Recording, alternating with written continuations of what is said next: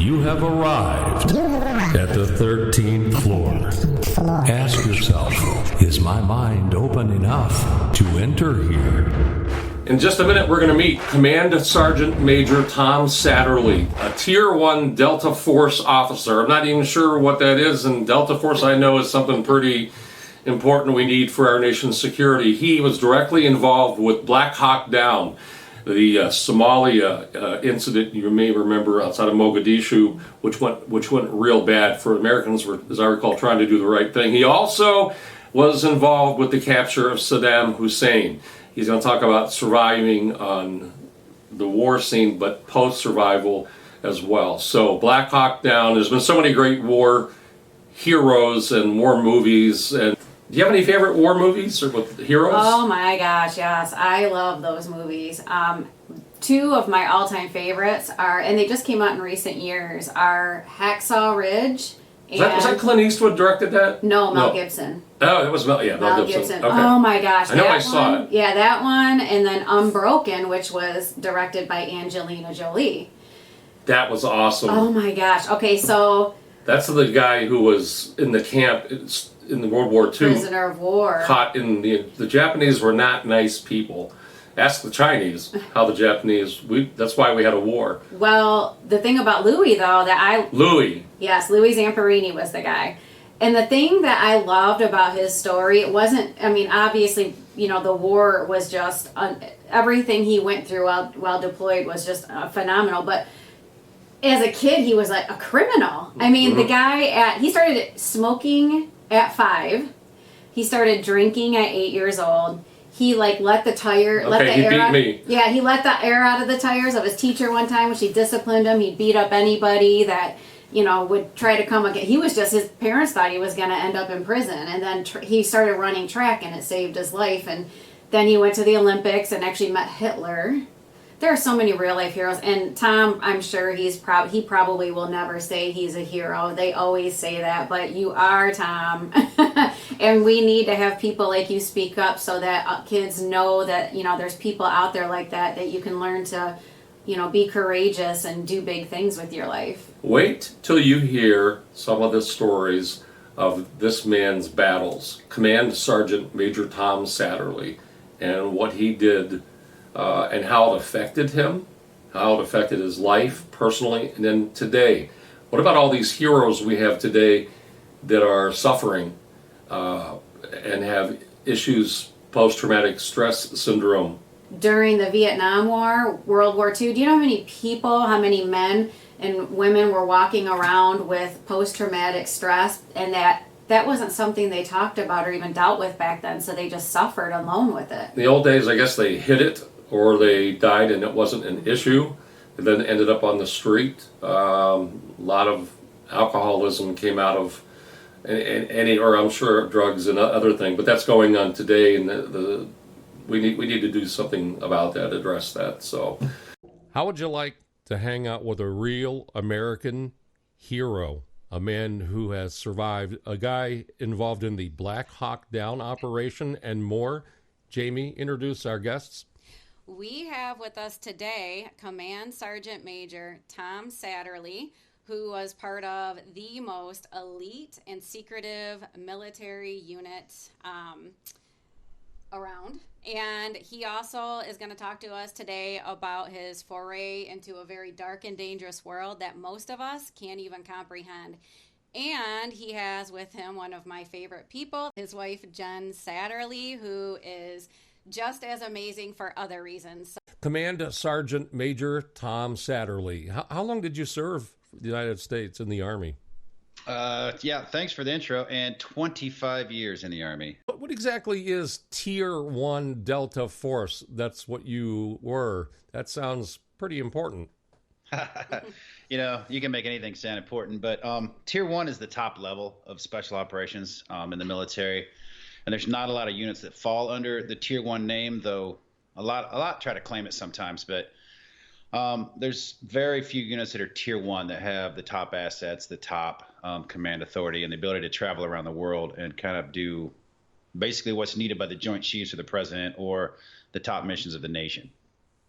The movie BlackHawk Down is based on your story and those involved with you in that operation. Yes, it was.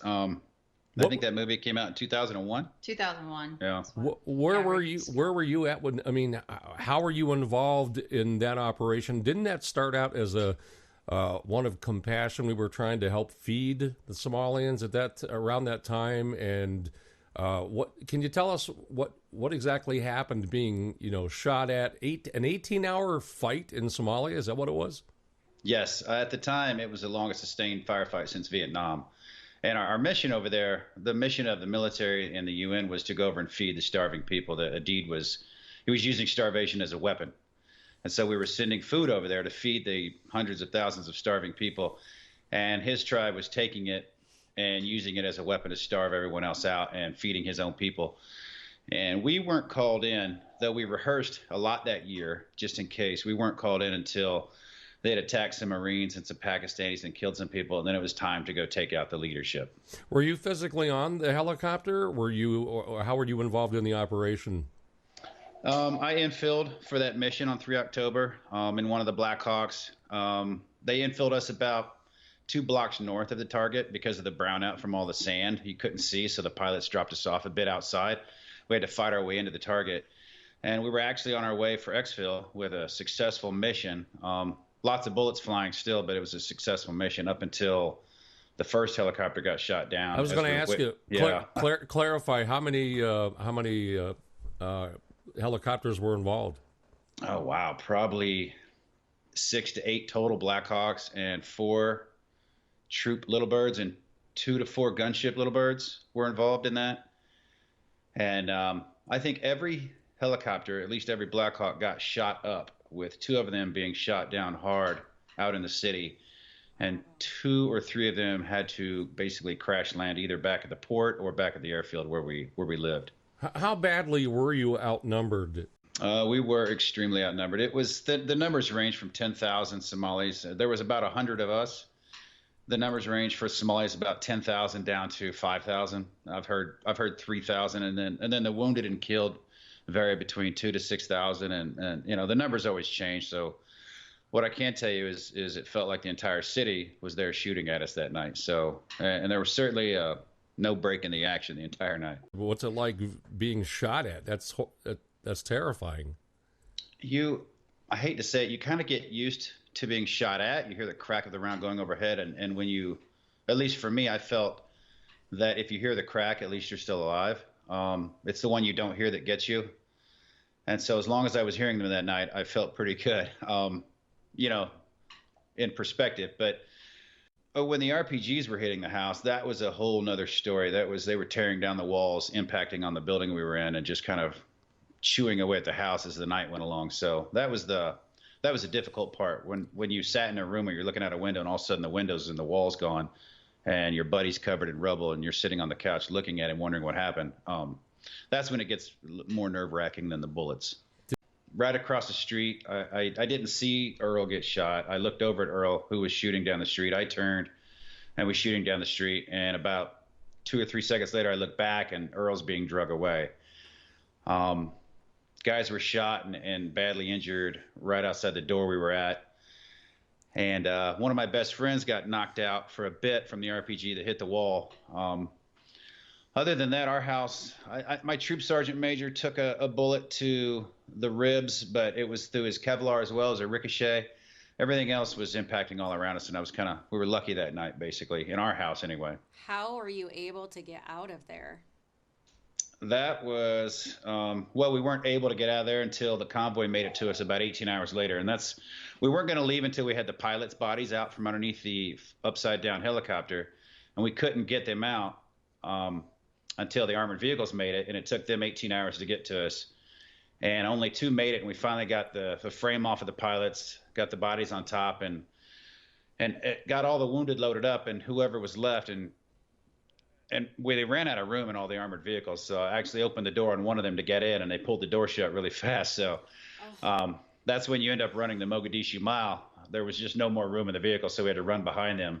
So you had to exit while you had to run alongside the vehicle.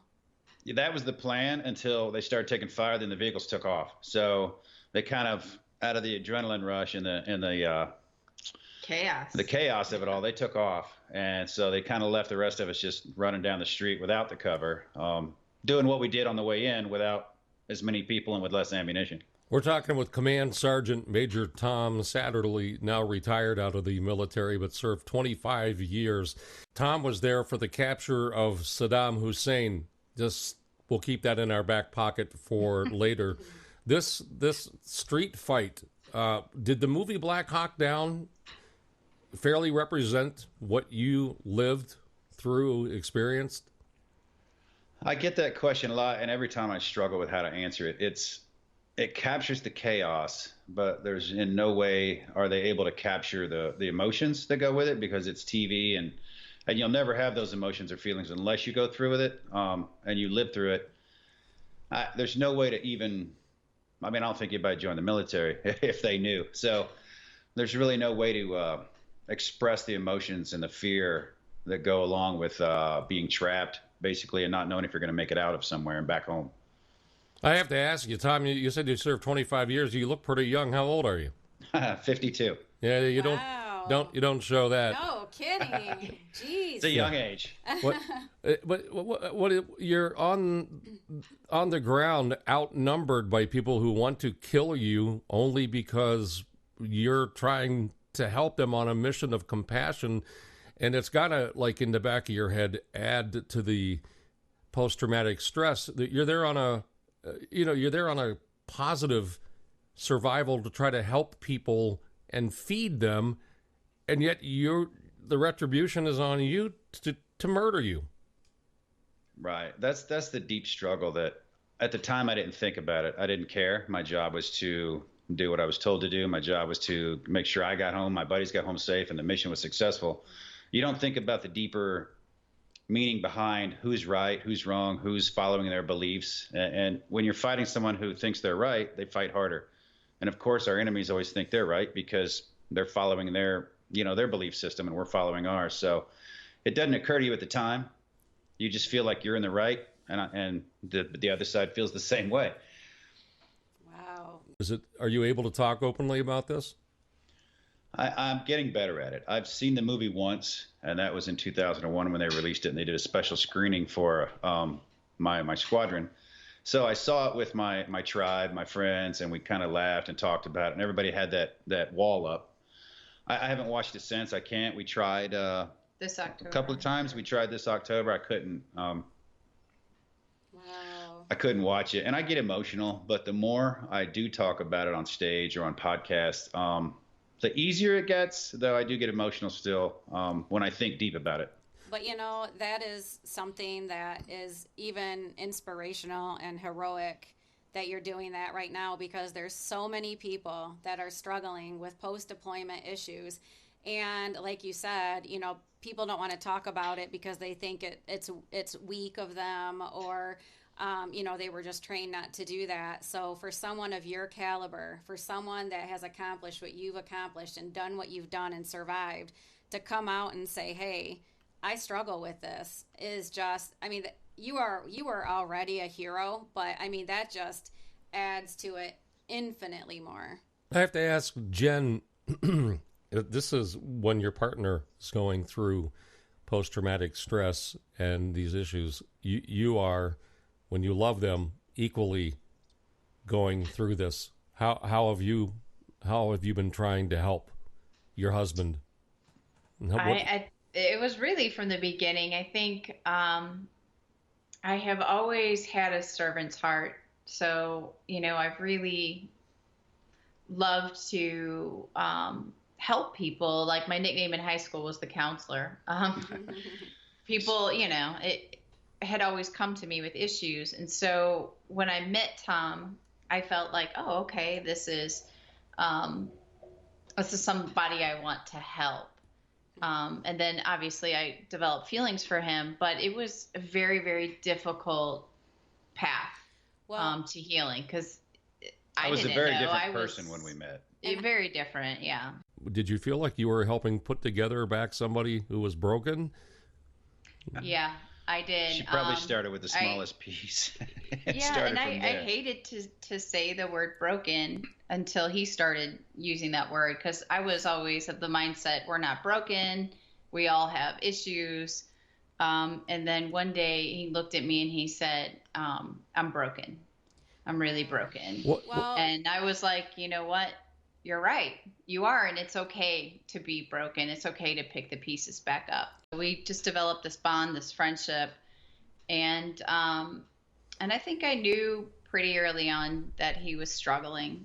And I think, I was drawn to that part of me that's drawn to somebody that wants to help and wants to make somebody okay again, or help make them okay. And I didn't realize how difficult that road would be with someone with as much trauma.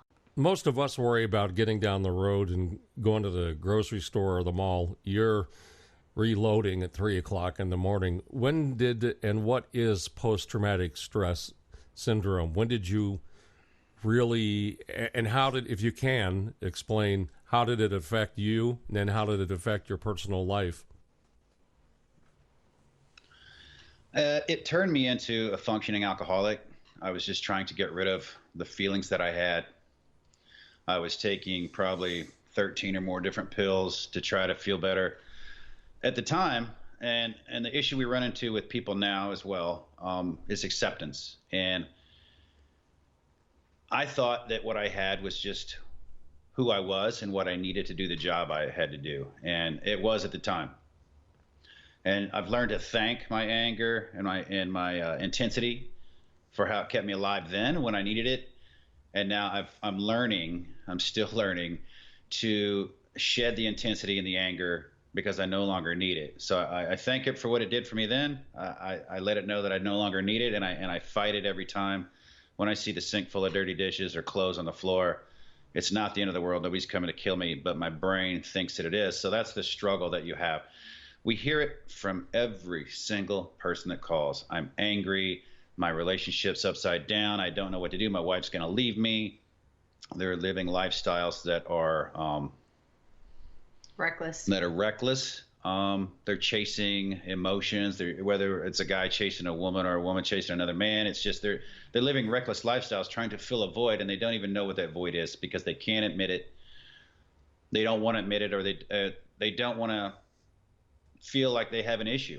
So I fought it the entire time until I gave into it and accepted it, and then I started to heal. I know it's a dark moment. The worst was when you tried to take your life. Yeah, that was the bottom. That was I'm a detriment to life. I'm worthless. I no longer have a need to be on this planet. I've served my existence, and I'm no longer going to be able to do that. So why be here anymore, as bad as I feel? To me, I was in people's way. I was in my son's way, my ex-wife's way. My friends were just like me. We just hung out together. So I didn't really think in that realm. I just kind of thought of whose lives I was ruining, and it was pretty much everybody I touched. So I felt the best way to remove myself in this situation was just to not be here anymore. You're here helping people, so many people right now, and just the fact that after everything you've done for our country, for you to feel that way, I just can't even fathom that. So thank you so much, and we're so glad you're here. Thank you. You didn't realize your own value, and we see it listening and looking at you. We see an unbelievably valuable human person, but when you're in the middle of that, that's what depression and those things can do. So it really wrecked your life as well as the people around you. It did, and it does if you let it. Mm-hmm. I know everybody, it feels hopeless. You feel like there's nowhere to go. But I used I heard a story one time where people that jump off the Golden Gate Bridge all the time, and there's a very few number of people who have lived, and 100% of the people who have lived immediately regretted letting go of the rail when they do. Oh wow! So that tells me if you can turn back, you won't regret living. And the benefit to others that you did that is what the foundation you and Jen have started. Tell us about that. Yes. What's it called? Remy. All Secure? All Secure Foundation. And I'll let Jen's the Well, you brains could say behind what it. All It's Secure is. That's Yeah, a military All term. Secure is a call sign we used. When you're on target and there's chaos and lives in danger, it's the first call sign you hear that lets you know that things are okay. That you can settle down and let your guard down a little bit. And so we chose that name because we want people to know that you can let your guard down. It's okay here. It's all secure. It's a great name. All Secure. Yep. It's a reassuring. title some are used to it. Some know what it means. Others it just sounds secure. So we wanted that to be up front. We wanted that to be the Safe first thing space. people thought about, that it was okay to go here, because we want to be the first on the dance floor, because we know it's hard. When we first started All Secure Foundation, it was meant to be a resource library online. So allsecurefoundation.org has resources so that we help take some of that burden off the spouse or the veteran who's looking for help. We are doing retreats starting in August. Those will be across the country. We're starting in Texas. We will do some in North Carolina, possibly California as well. So we're going where the special operation community is. They'll be completely free for the veteran and their spouse to attend. And it's a 3-day workshop. So it's not a retreat, although, there will be some downtime. But this is really trying to address this is what's going on biologically, because it is a biological response. It's not a mental disorder. It's a natural, normal response to trauma. So helping the spouse and the veteran or the active duty member understand what's going on, what to look for, the resources that are available. And for every person, they're going to handle or manage healing differently. So Tom's done things like transcendental meditation and yoga and nutrition and supplementation and TMS and acupuncture. And so I like to say we're relentless in his pursuit of healing. We never give up. And in fact, his TMS just ended. So we're looking to the next treatment, which is probably stem cell. Good for you. We're proud of you. Do you think, two things intertwined question here. Do you still hold anger towards the Islamic Somalis? And two, do you see yourself as part of healing ever returning back over to Mogadishu to visit? I no longer harbor any hatred. I did when I needed it. I harbored it when I needed it to do my job, and I held on to it for years. And recently, probably within the last couple of years, I've started understanding that it's me. We fear what we don't understand. I look deeper into it versus, they shot at us, so they're the bad guys. Well, we went to their country. We were trying to help. We went in to take out the leadership. Of course, people are going to try to stop us. That's their job. So I'm sad that I lost friends, of course. And I know a lot of people don't want to ever say this. But we were at war with Japan. We were at war in Germany. We're still in Germany. We're still in Japan, right? But we're friends. So you have to move on or you'll never heal. And I was never going to heal as long as I harbored the hatred in me. So I had to let it go. Are you able yet to say, I'm proud of what I did? I am. I've always said it. And Jen even asked me maybe a year ago, do you feel bad about the lives you took? And I immediately got angry and said, absolutely not, because the reason I took them was sound. I had to. And it wasn't like I was running around shooting people for fun. I was shooting people who wanted to kill me. So I'll never regret it, but I don't harbor anything, and I'm proud of what I did because I made the right choices while I was doing it. And there's people that have no clue as to what we're doing. So when I social media or on the news and I hear people complaining about we're not doing this and that, I'm like, you don't even know the full picture. How could you? This planet is so big. How is it that people think they know really what's going on outside of their neighborhood? I don't even know what's going on in my neighborhood, actually. So, yeah. The website is allsecure.org. And how can the average person out here help you, the organization, and those with post-traumatic stress? I'm going to say it. Jen's a little nervous to always say things like this, but and me too. But, we need money. We're at a point now to where we have retreats set up. We're trying to hire people to help run it. It's a business. We've taken $0 out of it in the last 2 years. Yeah, allsecurefoundation.org it's got a donation button on there. They can email us through there. They can purchase our book through there. They can chat through there through Virago.